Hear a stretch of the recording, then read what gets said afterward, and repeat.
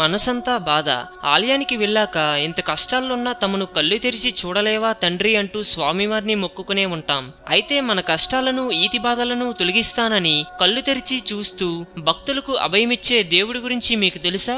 అయితే ఈ వీడియో చూడండి. తమిళనాడు రాజధాని నగరం చెన్నై, కోయంబేడుకు సమీపంలోని నెర్కుండ్రం వరదరాజ పెరుమాళ్ స్వామి ఆలయంలో భక్తులను కళ్ళు తెరిచి అనుగ్రహించే స్వామివారిని దర్శించుకోవచ్చు.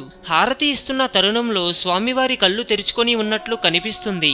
హారతి స్వామివారికి దగ్గరలో చూపెట్టినట్లయితే ఆయన కళ్ళు మనల్ని చూస్తున్నట్లు ఉంటుంది. ఈ దర్శనాన్ని వీక్షించే వారికి పెరుమాళ్ల స్వామి అనుగ్రహం లభిస్తుంది. కర్పూర కాంతినిచ్చే సమయంలో స్వామివారి కళ్ళు తెరుచుకొని ఉండేలా గర్భ విగ్రహాన్ని ఏర్పాటు చేశారు.